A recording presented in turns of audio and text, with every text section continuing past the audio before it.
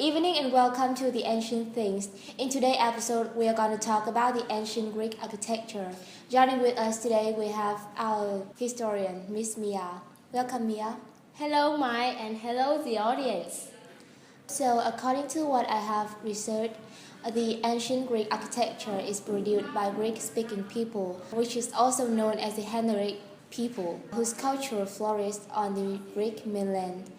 Ancient Greek architecture is best known for its temples and open-air theaters. Before 600 BC, the Greeks started to show their worships and represent their gods by building some large statues, and it was necessary to provide some buildings for this purpose, and this led to the development of temples in Greece. Ancient Greek temples were often enhanced with mythological decorations from the columns to the roof, and the architectural functions of the temple mainly concentrated on the cellar with called statues. And so, Mia, what do you think is the outstanding and the typical part of the ancient Greek architecture? You know what? I have been researched a lot, and I think the most popular things of this architecture is the post and lintel system. It is a simple method of construction which involving the use of vertical and horizontal elements, and they also support each other, creating one story of a building. And additional verticals can be placed atop the horizontal to create structures like with more than one level. And this way a building was incredibly important for the architecture of the ancient Greek. Greek temples, are highly aesthetic and carefully decorated, as you have mentioned. It also represents the true perfection, the eternity of the strength to resist enemy and to show respect to the sacred god. This architecture proves that it's the symbol of the true beauty and the classic that can be survived in modern world. So, to describe more specifically about this unique system, which is post and lintel architecture, I would like to show you guys to a short video that I have made and enjoy.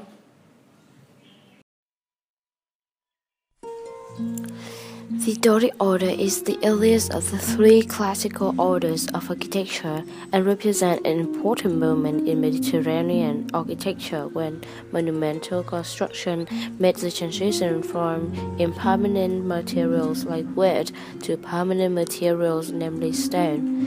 The Doric order is characterized by a plain underdone column capital and a column that rests directly on the stylobate of the temple without a base.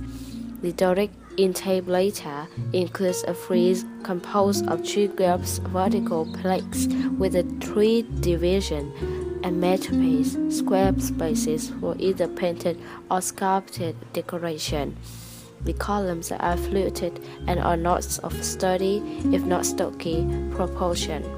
The Doric order emerged on the Greek mainland during the course of the late 7th century BCE and remained the predominant order for Greek temple construction through the early 5th century BCE, although notable buildings built later in the classical period, especially the canonical Parthenon in Athens, still employed it.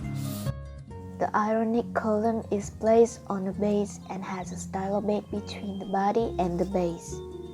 Ionic column had features two spiral volutes mounted on the top of the column, decorated with the ledges. The head of the column is decorated with engraved motifs. Initially, this quill is usually located on the flat surface. This feature makes the Ionic column look softer than the Doric column. The Ionic order is notable for its graceful proportions, which produce more slender and elegant profile than the Doric order. Ancient Roman architect Vitruvius compared the Doric mortuary to sturdy male body, while the Ionic was possessed of more graceful feminine proportions. The Ionic order incorporates a running frieze of continuous sculptural relief, as opposed to the Doric frieze composed of triglyphs and metapiece. The Corinthian order is both the latest and the most elaborate of classical orders of architecture. This order was employed in both Greek and Roman architectures, with minor variations and skip rise, in turn to composite order. As the name suggests, the origins of the order were connected with antiquity, with the Greek city-state of Corinth, where, according to architectural writer Vitruvius, the sculptor Callimachus drew a set of acanthus leaves surrounding a votive basket.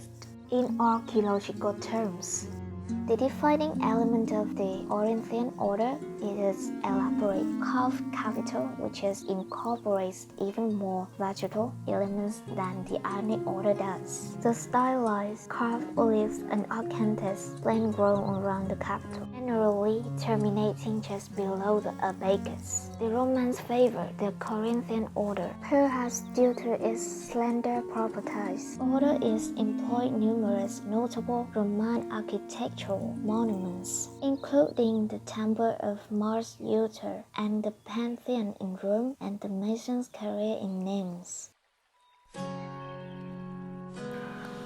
Callicles was an Athenian architect who designed the Temple of Athena Nike on the Athenian Acropolis and with Ictinus the Parthenon. It is known from an inscription of 449 BC that the Senate commissioned Callicles to construct a temple of Athena Nike on the Athenian Acropolis.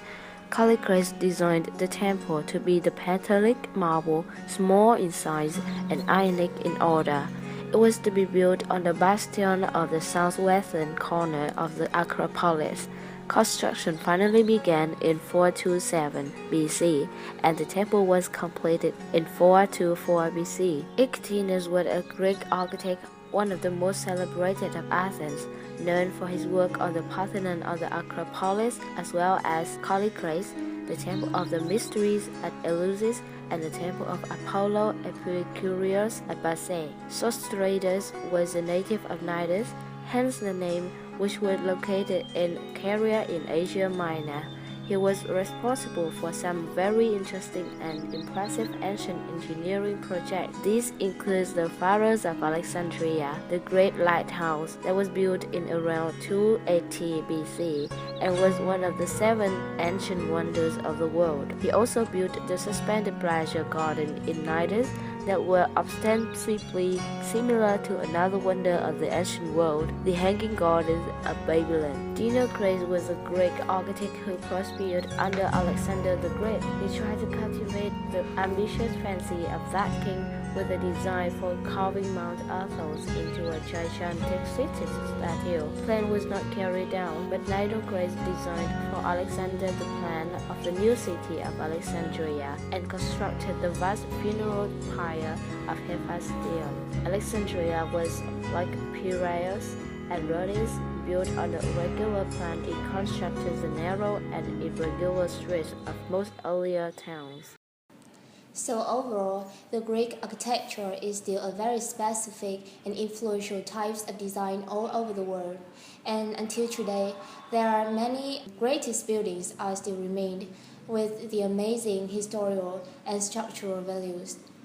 So overall, the Greek architecture is still a very specific and influential type of design all over the world. And today, there are still many of the greatest buildings are still remained with amazing historical and structural values. So this is the end of today's episode, and see you next time. And thank you for having me here. Goodbye! Okay.